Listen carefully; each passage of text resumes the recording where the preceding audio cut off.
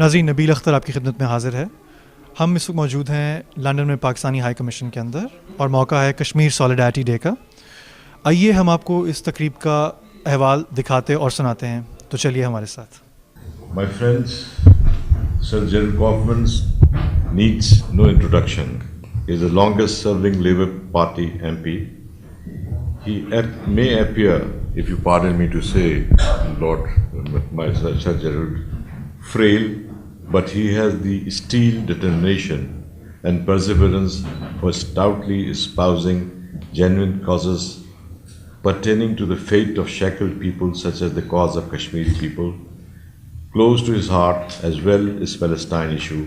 Both deal with oppressive nationalities against helpless multitudes, victims of crimes and follies of those leaders who drew the lines on the new map of the world in post-World War II.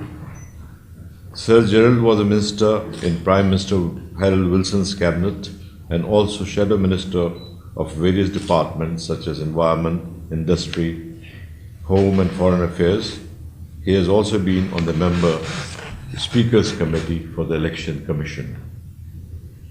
For his meritorious services towards strengthening Pakistan-UK relations, Sir Gerald was conferred the highest civil award for a living person, Hilal-e-Pakistan, that he has on his chest.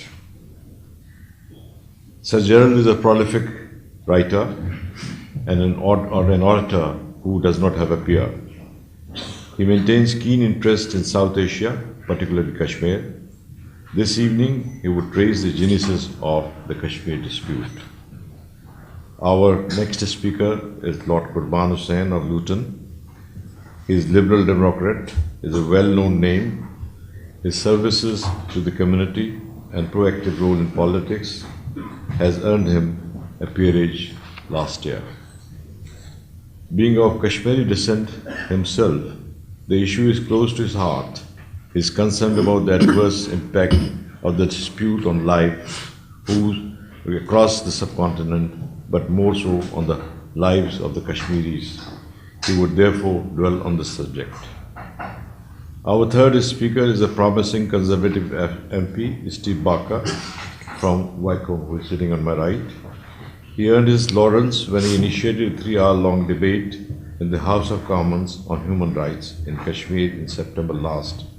He would look into the UN role, its failure to resolve the dispute, and what needs to be done now.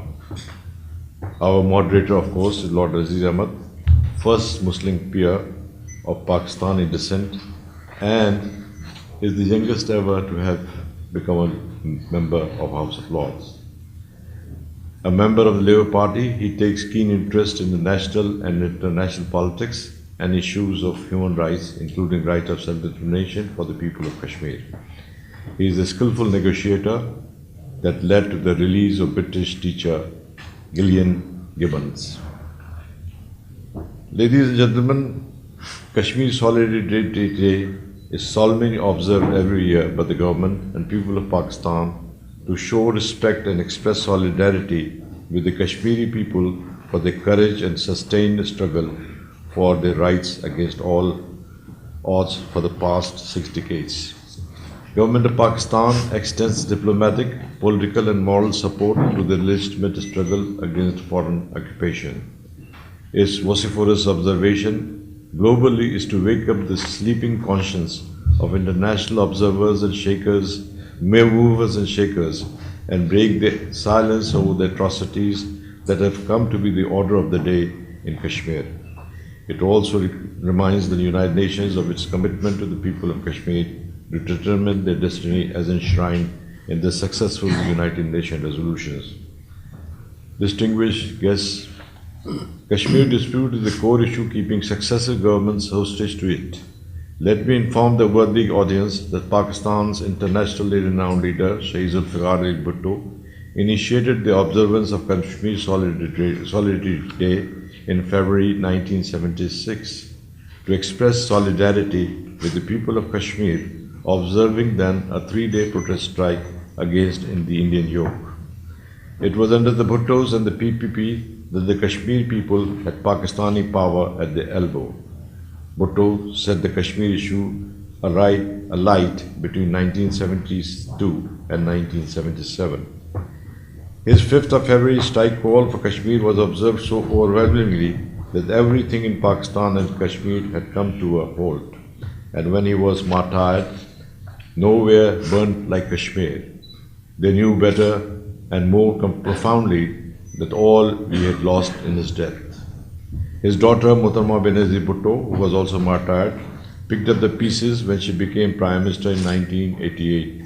Intifada in Kashmir at the time was a coincidence.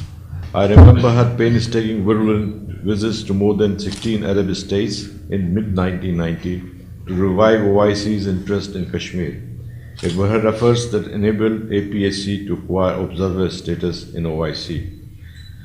By contrast, other rulers had more or less fiddled, while Kashmir was known to be the world's as an occupied, disputed territory with largest ever occupation forces jackbooting the rights of the Kashmiri people. When the PPP government was in power, as far away as Brighton in 1995, Labour Party conference, that support and encouragement was felt and told for good. The freedom fighters knew it, the enraged Indian lobby knew it, the brave Jawans and the generals knew it, and the masses of Pakistan knew it, and they shall never forget it. And I am sure posterity shall always remember it. I am sure Sir Gerald, you remember, even Lord Nazir would remember, Qurban and everybody who were, a lot of people who were here, how you spearheaded that Brighton resolution acknowledging the right of self-determination of the people of Kashmir. And we all hold you in highest of esteem. Ignoring the divide, the former British Foreign Secretary David Miliband made it clear when he called for resolution of the Kashmir dispute in the interest of regional security. Miliband's visit was a jarring reminder to India to stop offshoring its Pakistan policy. This was the quote from Indian Security Affairs analyst Brahma Chelani in the Asian Age soon after Miliband's visit. The manifestation of Bhutto's love, affection and sympathies are amply reflected in his famous statement, "We would fight for 1,000 years for the right to self-determination for our Kashmiri brethren." Ladies and gentlemen, the Prime Minister Benazir Bhutto, during a 2 stints in power, also pursued and promoted the Kashmir cause vigorously and made resolute efforts to draw the attention of the world to the violation of human rights in the held Kashmir and to gather international support for the oppressed people of Jammu and Kashmir.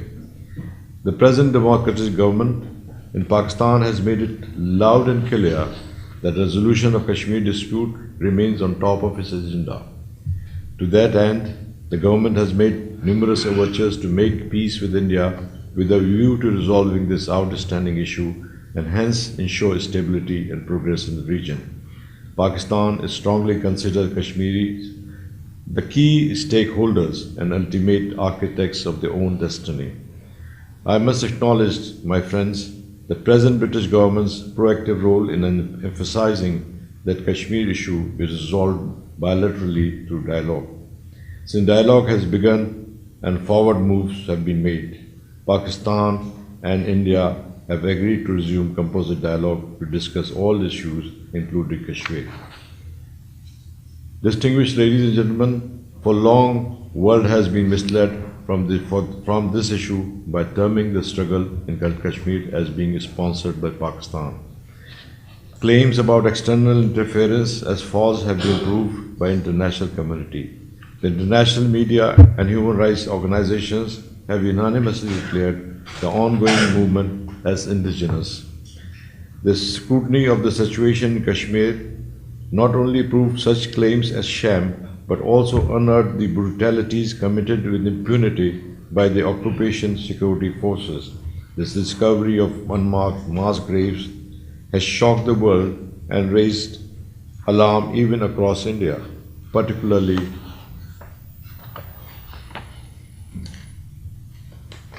the human rights activists. Given the situation, Indian claims of elections in Jammu and Kashmir also stand exposed. The detection of thousands of unmarked graves in the three districts of Kapura, Baramulla and Bandalagpura is an appalling state of human rights situation in Jammu and Kashmir. The international community must realize it and act now. Act fast it must. A little late could be too late. Distinguished friends, speakers today intend to highlight three key aspects of the Kashmir dispute.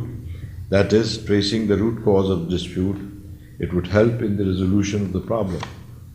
Understand the serious implications of the non-implementation of successful UN resolutions and failures of the international community to fulfill its obligations also warrants our understanding.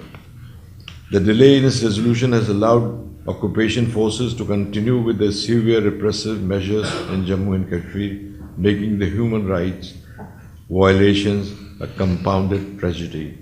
The impact of Kashmir dispute is adversely affecting the socio-economic progress in the region, race for militarization and turning the region into a nuclear flashpoint. The two nations are spending huge amounts on the defense with negligible spending on human development. As a direct consequence, world's largest poor population is concentrated in these two countries living below poverty line. Distinguished ladies and gentlemen, without much ado, I request Lord Nazir to take the mic and begin the proceedings, and I wish you all success. Thank you. Your Excellency, my Lord, members of Parliament, mayors, councillors, very distinguished leaders of the British Pakistani Kashmiri community. First of all, let me begin by thanking the Pakistan High Commission for organizing this unique and very different seminar from the normal seminars that we hold. So, Your Excellency, may I first of all say thank you very much to you and all your staff, and in particular, can I say thank you very much to Muhammad Nafis Zakaria, and with a round of applause, everybody should say thank you to him for organizing this event, because to have such distinguished gathering here of leaders of the Kashmiri and Pakistani community from all over the United Kingdom, I think it's quite a success. One big credit to you, Your Excellency, is making sure that I am the moderator, so I don't make any long speeches. Yeah. And my job is to stick to the agenda of 3 speeches. This is unique because His Excellency has already told you that we have 3 speakers and we have 3 topics. And each speaker will explore many ideas into the topic that they've been given. And nobody better than somebody who was mentioned by His Excellency back in 1995, and I've had the honor of knowing him for many years before, but certainly in 1995 when Sir Gerald Kaufman was the shadow foreign secretary of the United Kingdom, of course in the Labour Party, who has been associated with the Kashmir cause for very long time. So it gives me great pleasure to ask Sir Gerald to trace the genesis of Kashmir dispute and take the floor.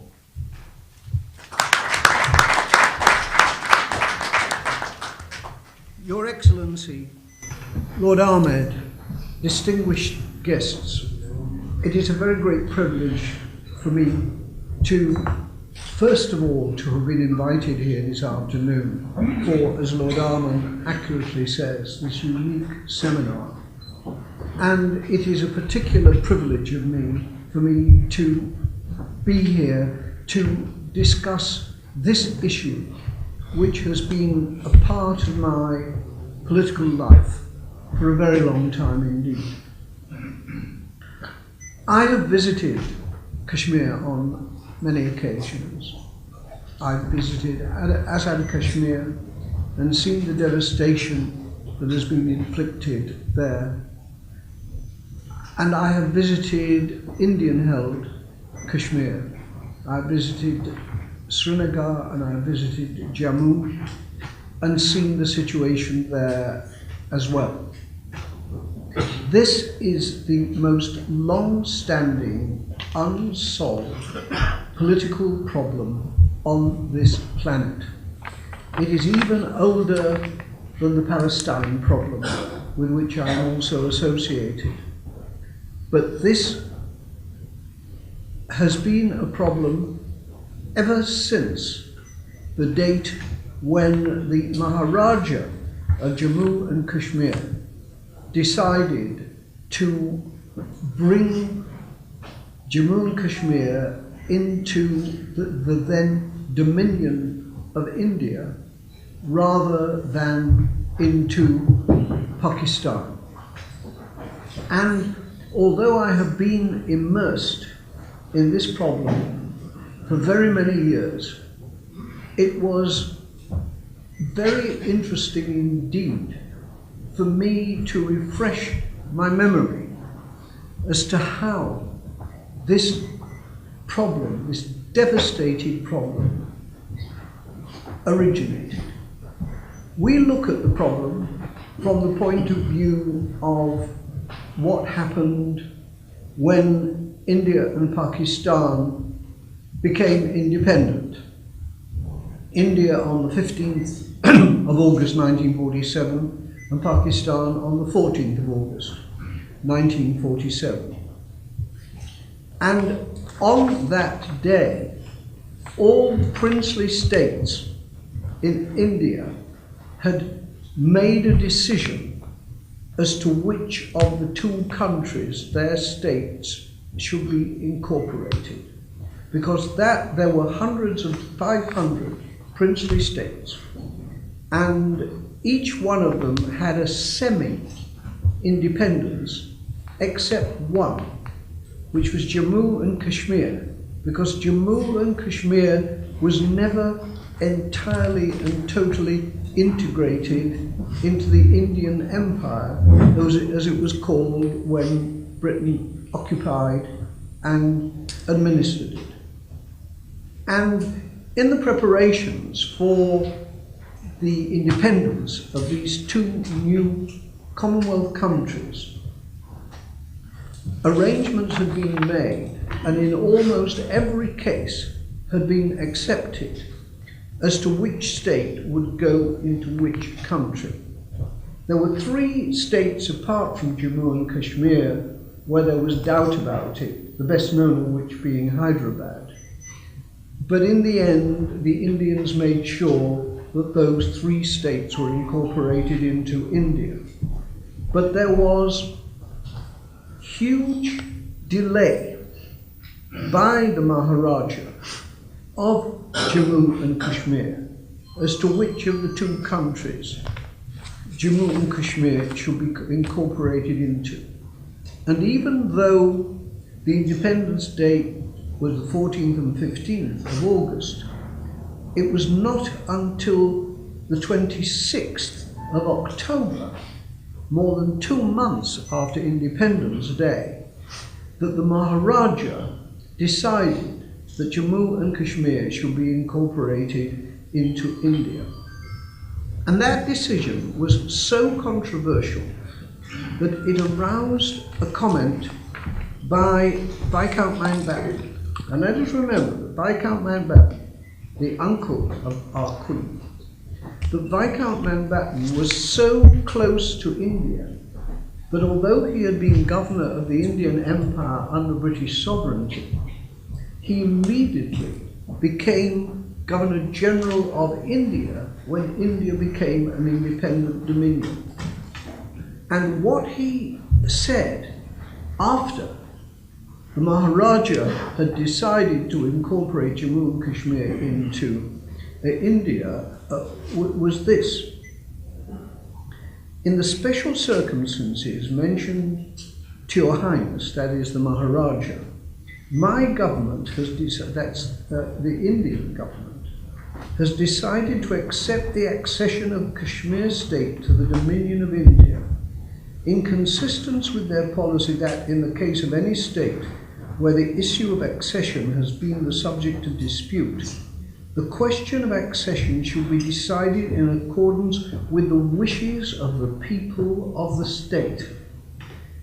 It is my government's wish that as soon as law and order have been restored in Kashmir and her soil cleared of the invader, the question of the state's accession shall be settled by a reference to the people. So right from the start, a strong supporter of India, who would become the Governor General of India, said that the decision of the Maharaja to incorporate into India could only be validated by a vote of the people of Jammu and Kashmir.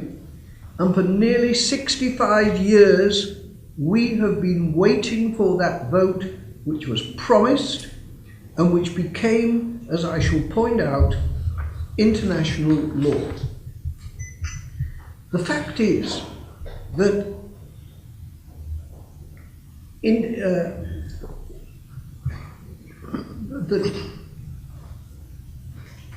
Kashmir has been a Muslim state since the 14th century.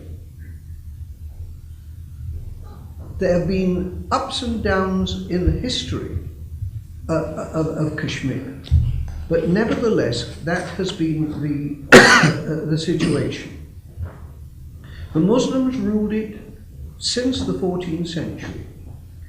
It was conquered by the Sikhs in 1814, and although it was within the borders of the Indian Empire, it had never been integrated fully into India. And as independence approached to be validated and instituted in August 1947, the Maharaja made bloodthirsty efforts to drive out Muslims, particularly from Jammu.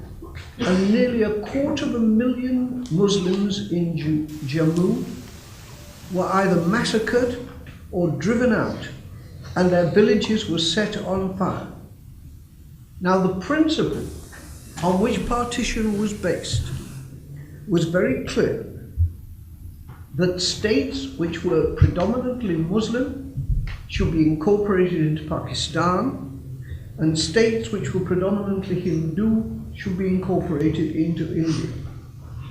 Now, at the time of independence, 78% of the total population of Jammu and Kashmir were Muslims. The rest were divided into Hindus and into Buddhists, predominantly Hindus. And I have seen that because when on one of my visits, I went up to Ladakh and saw the Buddhists, who have never been involved in this conflict, but simply want to live in peace and have a decent life in their remote area in the Himalayan foothills. So, as I said, the decision was up to the Maharaja, and the Maharaja broke the rule that Muslims should go to Pakistan and Hindus should go to India. And then what happened was that Azad Kashmir was established immediately because of the decision to force Jammu and Kashmir into India. And what was decided was that because the issue was so tender and so in doubt, the matter should be taken to the United Nations Security Council. Now, who took it to the United Nations Security Council? Nehru took it to the Security Council. Not Pakistan, but Nehru took it to the Security Council. And therefore the assumption had to be that India would accept the jurisdiction of the Security Council. But the Security Council did not do what India complacently expected it to do. It passed a resolution. India had taken the issue to the Security Council on January the 1st, 1948.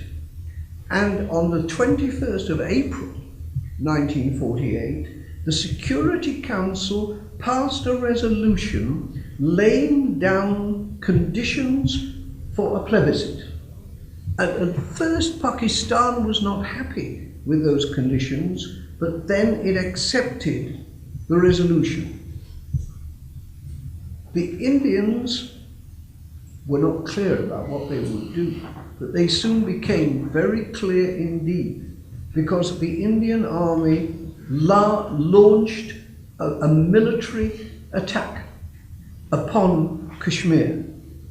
And the history since then, in more than 60 years, the history has been of a series of resolutions and interventions by the Security Council and then by others in order to get the United Nations Security Council resolution implemented.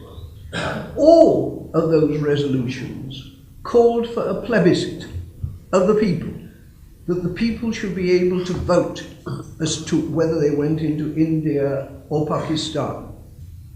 And it was perfectly obvious, with 78% of the population being Muslim, how they would vote if they were given the chance to vote. All of the UN resolutions over a very considerable period called for a plebiscite. The Security Council even appointed a plebiscite administrator. Pakistan immediately offered to comply with the resolution and the rules. India opposed it. Because the differences at that time, unfortunately, not only at that time, but throughout the 65 years since then, have been obstructed by India, the United Nations proposed arbitration. And in those days, as I shall point out for some considerable time longer too, the main leaders in the world supported arbitration. The British Prime Minister, Clement Attlee, whose government had given India independence and brought about the partition, following the lead of the Quaid-e-Azam as to the fact that there had to be a Muslim state, Attlee supported arbitration. The President of the United States, Harry Truman, also publicly supported arbitration. And how different, Claude Armand, that is from the stance of the United States President today, whose main interest seems to be invading Pakistan, violating its sovereignty and causing bloodshed there. But the President of the United States supported arbitration. Again, the President of the Security Council proposed a solution to get the matter resolved.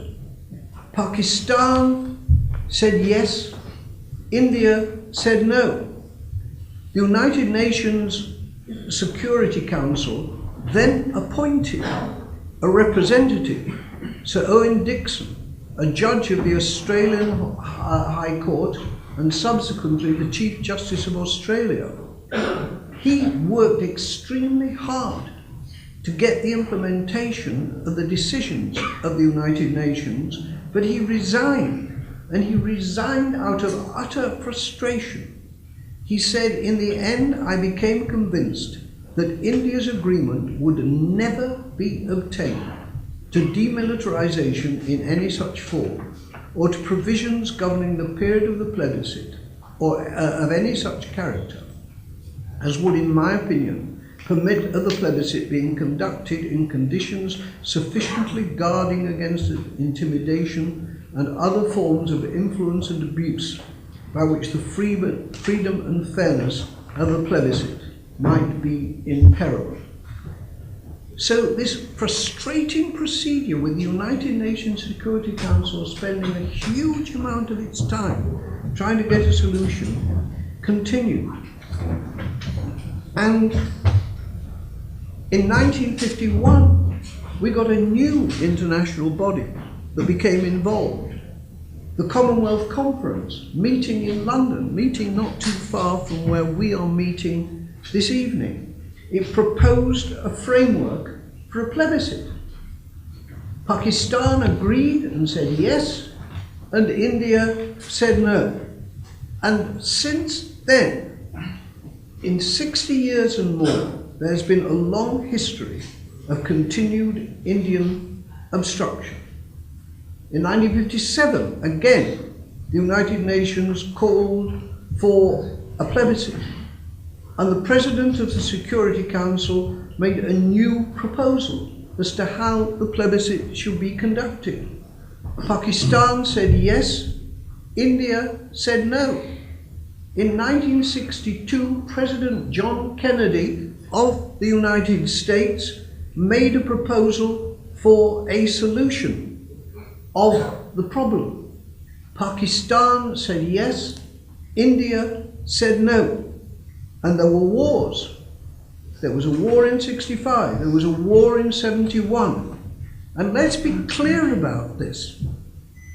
All of the confrontations that have taken place since then, as Lord Ahmed has said, the incredible expenditure on armaments that has 500,000 Indian troops in Kashmir at a time when 1/10 of the Indian population is living below the Indian poverty level, making Pakistan obliged to arm as well for fear of being invaded and overwhelmed by these huge numbers of Indian troops. Both countries now with deliverable nuclear weapons. A great deal of discussion is made about the potential acquisition of nuclear weapons by Iran, and a great deal of nonsense is being talked about that as well, deplorable though the acquisition of nuclear weapons in Iran would be. But nevertheless, we have two countries which have fought a series of wars, which are spending amounts of money they simply cannot afford on a military confrontation, who have nuclear weapons and nuclear missiles, and we still do not have a solution. And the record shows that this is not a case of two countries equally at fault. Far from it. The record shows without any doubt whatsoever that a solution could have been reached long ago, because Pakistan was ready to participate in such a solution, and India has never from day one, from October 1947, has never wanted a solution. So don't let us, at this seminar, be deluded into believing that it is two sides equally at fault. It is one side that wants a solution and another side that has blocked a solution for 2/3 of a century. And that is why it's essential that we have these renewed discussions and this seminar and other events, because it is essential to keep this at the forefront of the international agenda. And heaven knows our dear High Commissioner has worked hard to do this. And when he was previously High Commissioner, we went to the European Parliament, and we've done many other things in order to try to get this solved. And we have to push and push and push, because the present United Kingdom government the Minister Alastair Burt has said over and over again that the United Kingdom government will not involve itself in the Kashmir problem at all, let alone seek to find a solution for it. The President of the United States, whose objectives sometimes bewilder me, apart from his wish to be re-elected, the President of the United States, who ought to understand the fragile nature of the situation in South Asia, does nothing. And that's why we, who are dedicated to this issue, must go on plugging away and not let it be forgotten and put it up at the forefront. And I thank you, High Commissioner, for involving me in today's seminar, which is part of this essential process.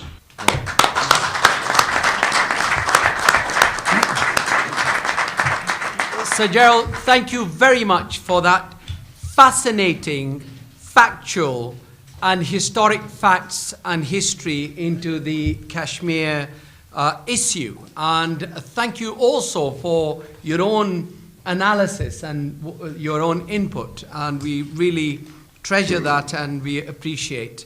One thing that, this is an important seminar, one thing that Sir Gerald talked about is the huge amounts of money that is being spent on weapons and which has a socio-economic impact on the region because of this dispute, this issue.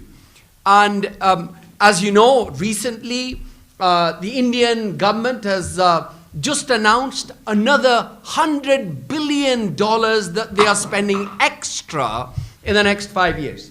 So I mean, you know, for those people who think, well, why should Pakistan spend any money on their army or weapons? Pakistan has no choice.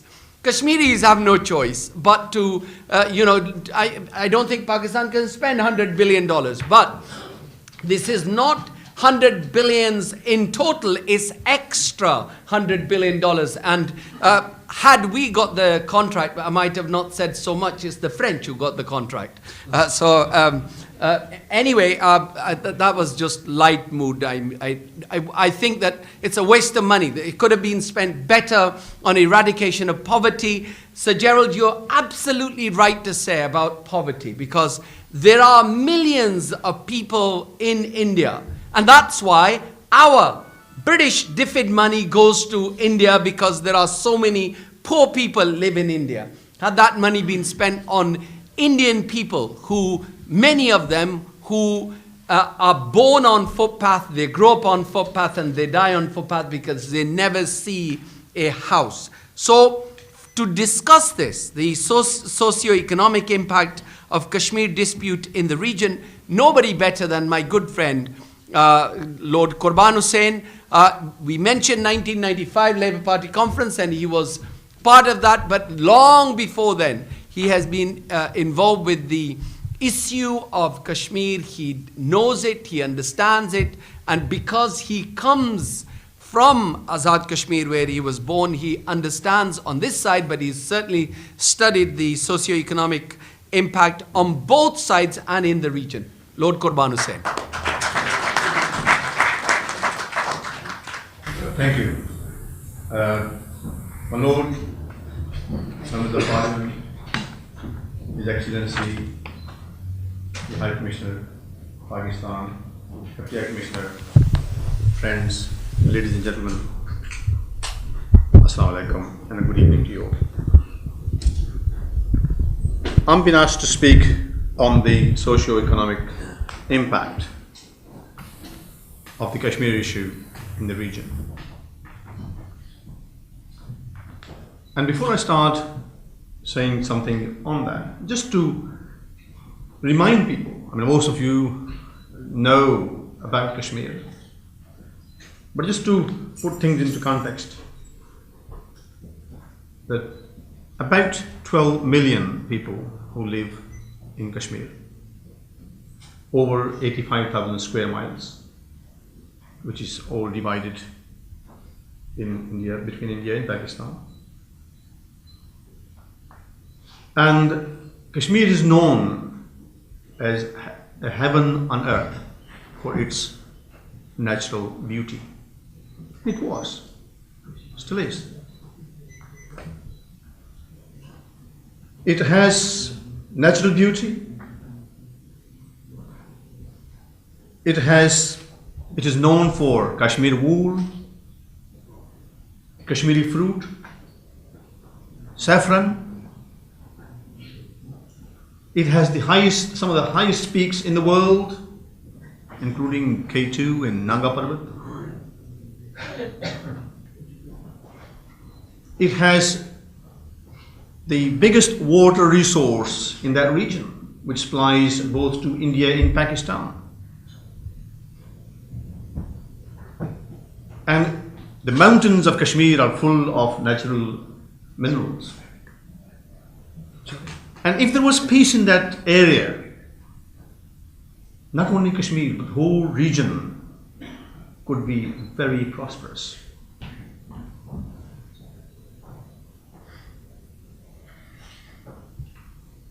Unfortunately, the area is one of the most heavily militarized zone in the world, whereas only on Indian side there is 700,000 military personnel who are not there just to keep people happy. They are committing some of the worst human rights violations in the world. 100,000 people or more, because nobody has an accurate account, because still mass graves are turning up all over. We don't know exactly how many people were killed over the years, but over 100,000 estimate is a rough estimate that people talk about. There are many thousands who have gone missing. There are tens of thousands of injured people. There is a whole generation of orphans, widows, and something else that the world doesn't actually know about, the half widows that they call them. And they are the women who have lost their husbands, never confirmed whether they were dead or alive. They can't get married again because they don't know whether their husband has died or not.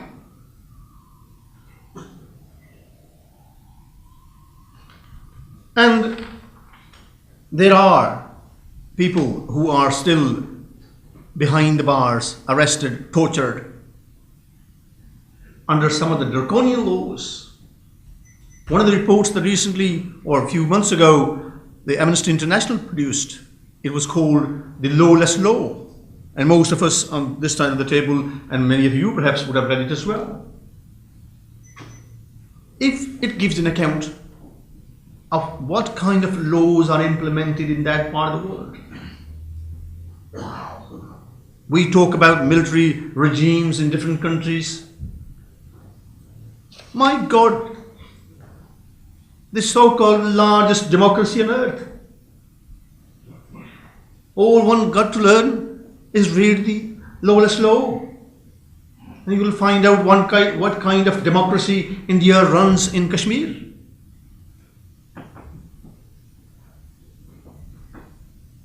It all happens while the world thinks that India is the most favored country in the world.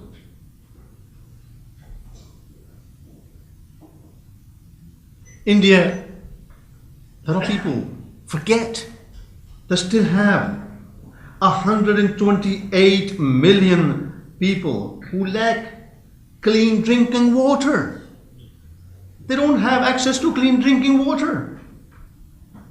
8.39 million have no sanitation services. 300 million live under the poverty line. 21 million people are unemployed. And I'll give you a little account of Pakistan as well, because it has direct impact on India and Pakistan. In Pakistan, There are 1.8 million people who still need clean drinking water. And there are 60 million who don't have sanitation services. And there are 20 million who are living under the line of poverty.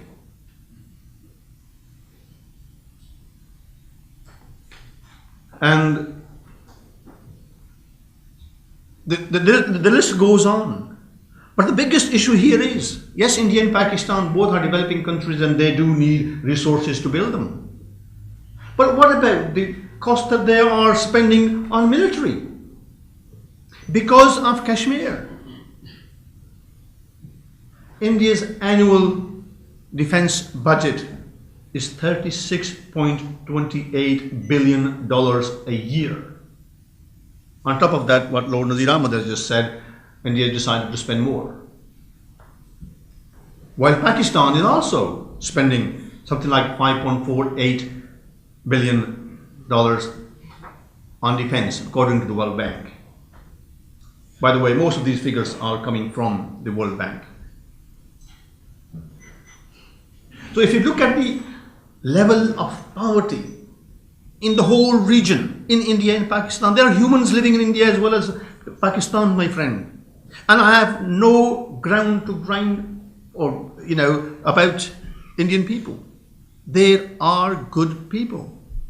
Those poor people, it's not their fault India is occupying Kashmir by force. It's not the ordinary Indians' fault that there are human rights violations taking place in Kashmir. Indian poor people are just as much victim of these governments who are spending billions on defense, spending money on them to educate their children, to provide them water and the health service. I think it is time the world had woken up. The amount of money that our government gives to India, it's about time that we attach that with human rights, the record of human rights.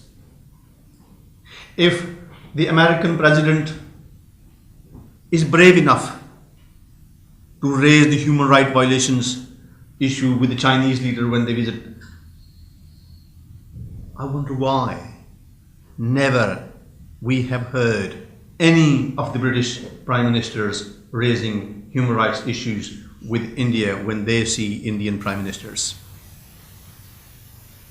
And here we see a lot of double standards on part of the Western governments, including the British government, whichever party may have been in office, when it comes to international affairs, when it comes to East Timor, when it comes to Sudan. Their right of self-determination is implemented or given to them much quicker. But when you turn to Kashmir, I have been criticized, and I'm sure others would also might have been criticized in their own parties for raising Kashmir too often. But I have learned from Jalal Kaufman and Nazir Ahmed and others that none of us are going to shy away. These are committed people that I'm going to follow. And we will continue to raise these issues. These are basic human rights issues that we're talking about. The socio-economic impact in the whole region of India and Pakistan. We cannot continue to ignore the suffering of people in India and Pakistan as well as Kashmir. This has to stop.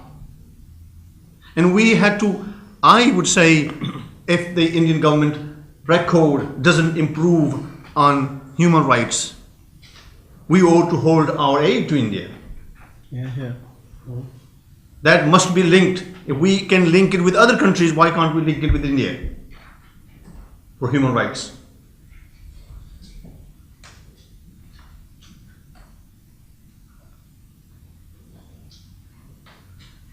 And for India and Pakistan, if old enemies in Europe, Germany, France and Britain can come together and resolve their issues peacefully and have economic impact, economic contacts and relations, India and Pakistan should also learn too, but give the people their rights.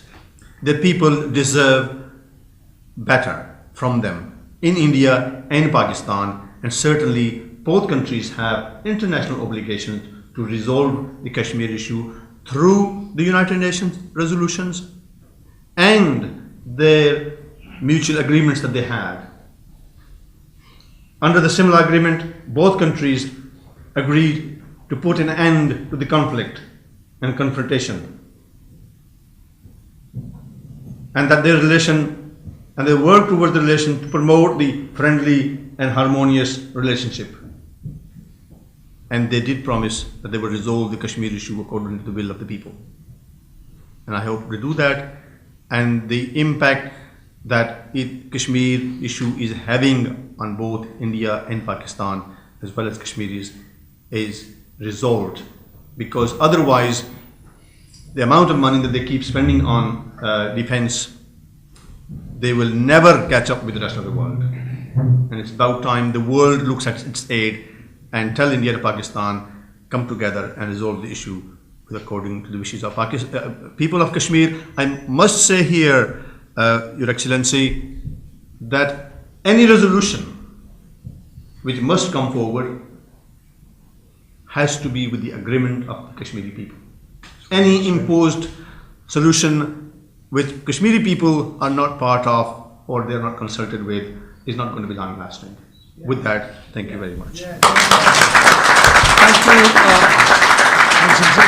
Thank you, Lord Qurban Hussain, and thank you for those last few comments as well, in particular with having the agreement of the Kashmiri people, but also the facts and figures. Sir Gerald Kaufman's speech, he mentioned UN resolutions of 1948, 49, and a list of them right up to 1957. And I understand that the United Nations used to annually have Kashmir on its agenda for discussion, because there is a legal position of Kashmir because of the United Nations resolutions, Sir Gerald, from 1948 and 49, which it doesn't now discuss. And there is a responsibility on Secretary General to make sure that where there are abuses of human rights and where there is danger of a nuclear war or a conflict that could actually bring the entire region, in fact the world,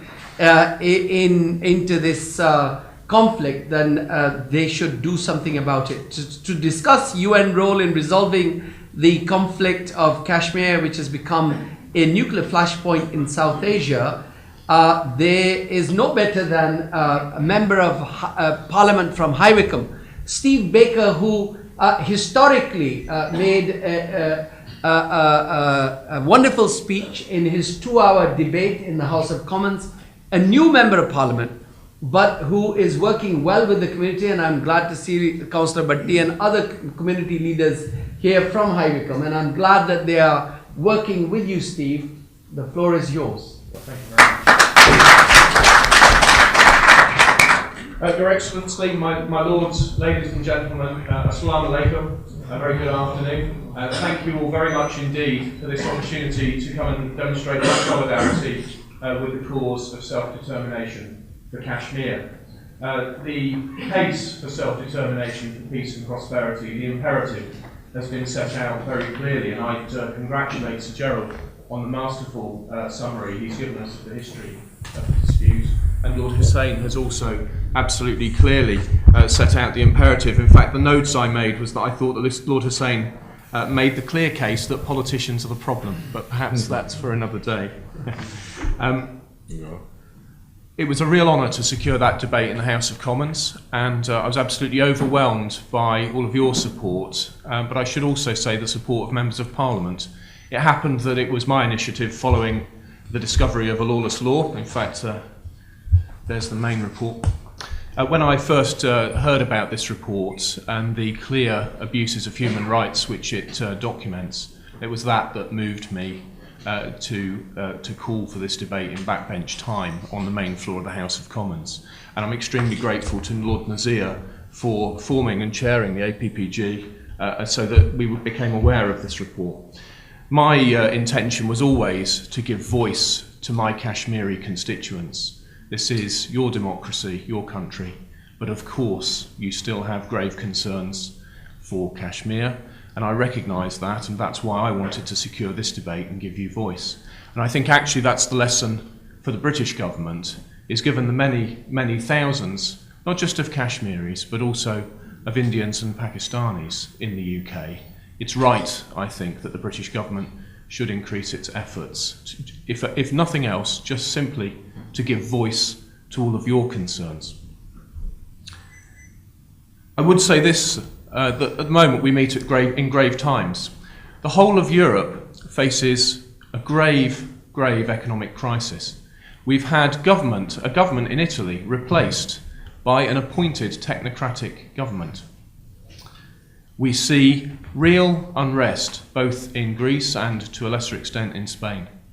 We face a possible currency collapse across most of the countries of Europe.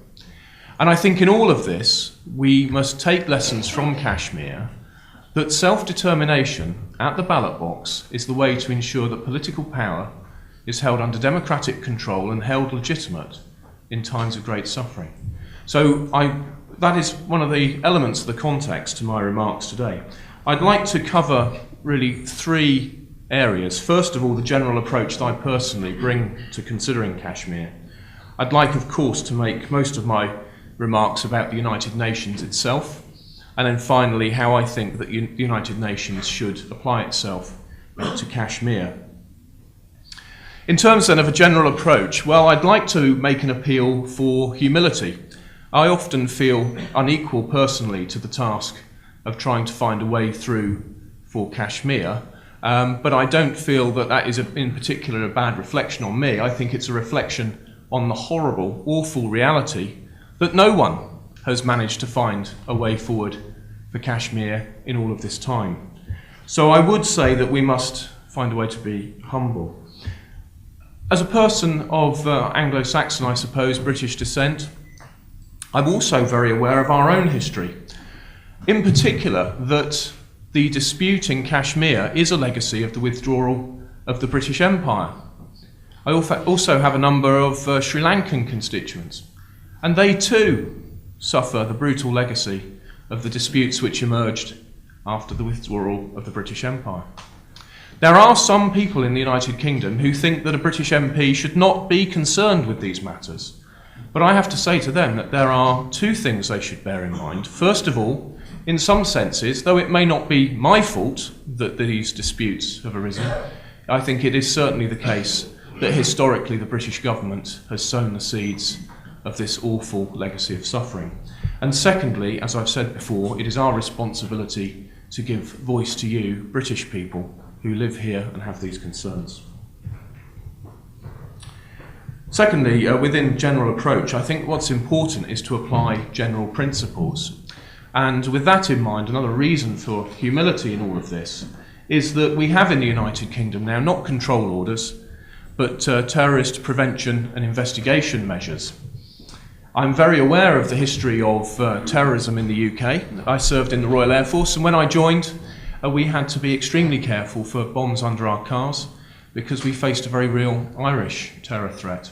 Now, I visited Northern Ireland a couple of weeks ago, and I can tell you that that country, though peaceful on the whole now, is still riven by sectarianism. And I'm very aware that the British government's legacy in Northern Ireland is far from perfect. Now, we're not here to talk about the European Union, we're not here to talk about Northern Ireland, we're here to talk about Kashmir. But I think some of these lessons are universal and require universal principles, foremost of which is democratic self-determination in order to keep political power under peaceful control in line with the will of the people. I will not rehearse everything that is in this Amnesty International report. It's a shocking set of revelations.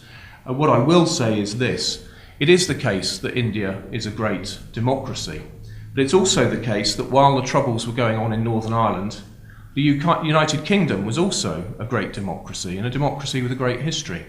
And I think we must ask ourselves, all of us, how it comes to pass that great democracies which seek to protect human rights, fundamental liberties, to provide peace and prosperity, how they slip into these human rights abuses. Detention of people for up to 25 years, it mentions here. 25 years in various prisons, much of it in preventative or administrative detention. And yet in the UK, today, in the shape of TPIMs, we do have a form of administrative detention. So that's all I want to say about a general approach. What I do bring to it, I hope, is humility. I think we all need to be careful in the words of condemnation we use, and we all need to be very aware of our own position.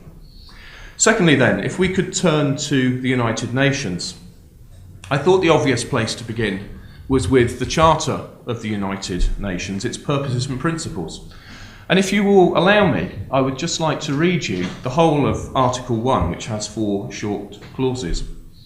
In the first place, the UN is to maintain international peace and security, and to that end to take effective collective measures for the prevention and removal of threats to the peace, and for suppression of acts of aggression or other breaches of the peace, and to bring about, by peaceful means, and in conformity with the principles of justice and international law, adjustment or settlement of the international disputes or situations which might lead to a breach of the peace. That seems to me quite unequivocal and straightforward. Secondly, to develop friendly relations among nations based on respect for the principle of equal rights and self-determination of peoples, and to take other appropriate measures to strengthen universal peace.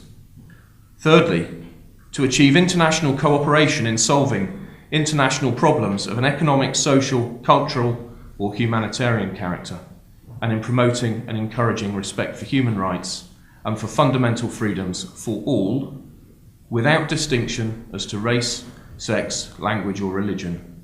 And fourthly, to be a centre for harmonising the actions of nations in the attainment of these common ends.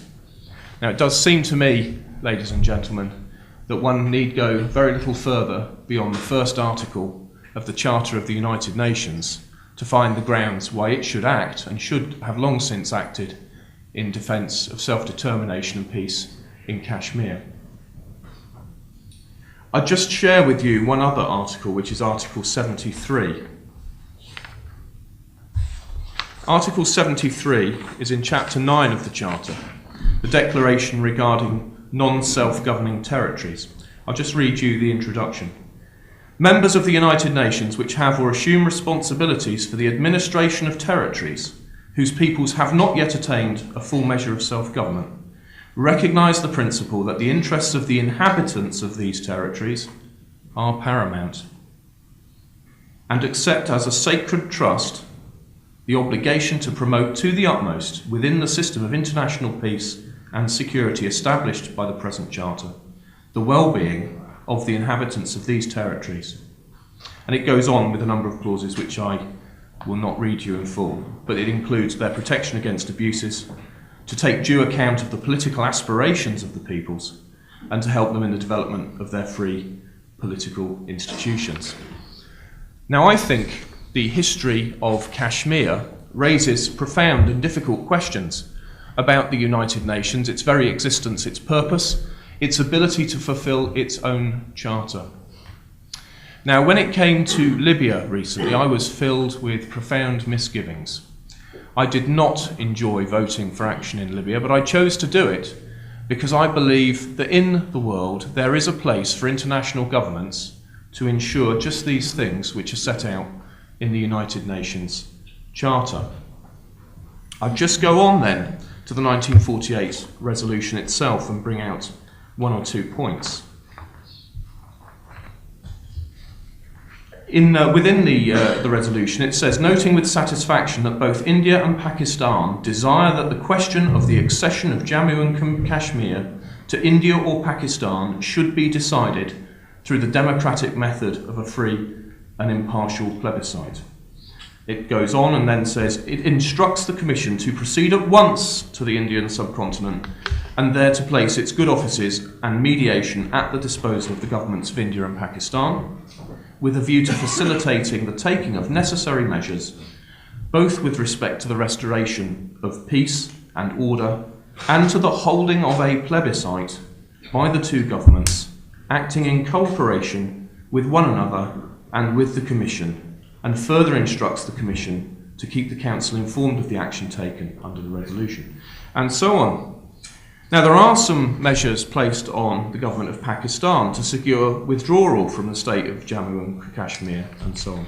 But I don't want to merely read you all of the resolutions, which I'm sure you'll be pleased to hear. It seems to me that above all, the United Nations has failed Kashmir.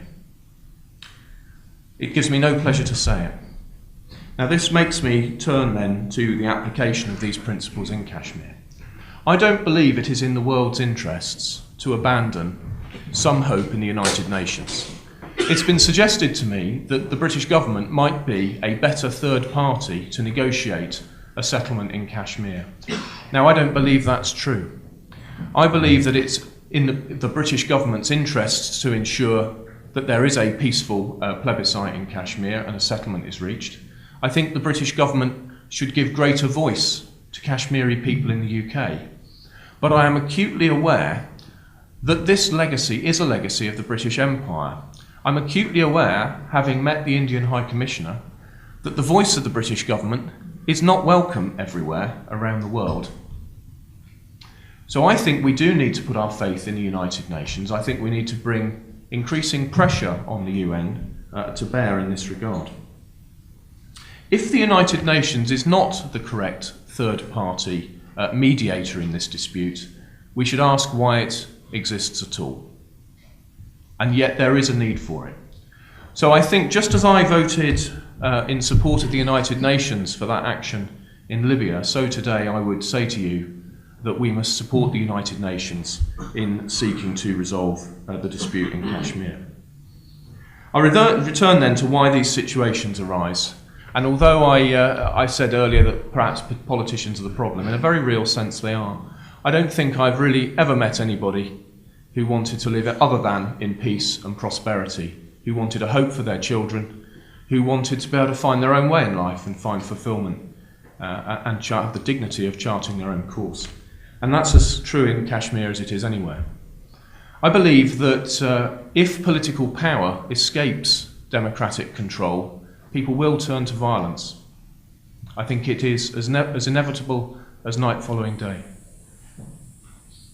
It is also, however, one of the most recent ideas in human history, this notion that the government has no power but the sovereign people.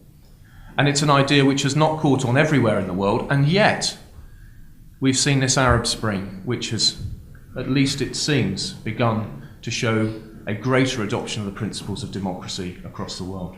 I think that therefore there is no better time for us to say to the United Nations that they must redouble their efforts to find a fresh start for Kashmir, a fresh set of relationships between India and Pakistan, respecting the wishes of the Kashmiri people to move forward to a plebiscite. We should recognise, however, that there are obstacles. Governments will always be concerned about their ability to tax the use of or the exploitation of minerals. People will always, in this world, be concerned about water rights and the shortages of water. The United Nations, it seems to me, is the right body to ensure that those kinds of concerns are dealt with. So finally, I've tried to say something about my approach, the need for humility from all of us in relation not just to this dispute, but in the context of others. I've said something about the United Nations, its charter, the resolution, and why I believe it should be supported. And I'll just reiterate my stance finally that in Kashmir, I think it's vitally important that real progress is made and that the United Nations sees Kashmir as an opportunity to assert its role in the world, and that it should emphasise and really reinforce its purpose as a body which brings peace and self-determination, fundamental human rights and prosperity. Finally, thank you very much indeed again for this opportunity to be with you. I'm very grateful to all of you for allowing me to represent the voice of my Kashmiri constituents in this way. Thank you very much. Steve, thank you very much for that brilliant kind of overview of the UN Charter, the UN resolution, and also your own efforts in the House of Commons. Before I open up for questions, I just want to put on record a big thank you to the Pakistan High Commission, a big thank you to Government of Pakistan, and a big thank you to all the community leaders, mayors and councillors who have come here from all over the country, really to send a very clear message to the people of Kashmir that on Kashmir Solidarity Day, on 5th, 6th, 7th of February, we are with you until you get the right of self-determination, which is your legal right, which has affected the whole of South Asia. It has affected millions of people in Kashmir. And I'm grateful to my colleagues in the House of Commons, and even though I know that Dave Anderson is here and he's not able to speak, and others who are here who've not been able to speak, I'm very grateful to them. But we want to say thank you, and perhaps with a round of applause you could say thank you to everyone who's here. And Councillor Lashari, I've been told to say thank you by His Excellency. Ladies and gentlemen, I am privileged to present on behalf of the High Commissioner and all the officers our sincere and profound gratitude to the Honourable Speakers, MP Sir Gerard Kaufman, Hilal Pakistan, Honourable Lord Qurban Sen, and Honourable MP Steve Baker for sharing their thoughts candidly on the world's most dangerous dispute. And of course, today's seminar could not have been complete without the popular and highly sought after Lord Nazir Ahmad, to whom also I would like to offer our deepest appreciation and thanks for eloquently moderating the seminar. Kashmir is an oozing wound, taking its toll on human lives and economic progress in the region. Due to the decades of apathy of the international community, it has grown complex and precarious. It is very thoughtful and humane gesture of the illustrious speakers and the moderator to spare time for a noble cause which directly affects the lives of 1.5 billion people and has significant bearing on the very security of the entire South Asian region and world at large. I would also like to express our profound gratitude to the distinguished audience from various walks of life, members of the civil society, and the most effective segment of the society which will spread this word, that is media persons, for traveling long distances to give a compassionate hearing. This is a great expression of their concern and solidarity with the Kashmiris. I am sure that today's seminar would have given the audience an insight into the issue of Kashmir, and they would take home the thought that what needs to be done further to help resolve the ticking time bomb of Kashmir. Thank you all again, honourable members of Parliament and distinguished ladies and gentlemen, for your presence and time. Now we begin the Q&A session, after which the guests would be cordially invited for the refreshment. Thank you.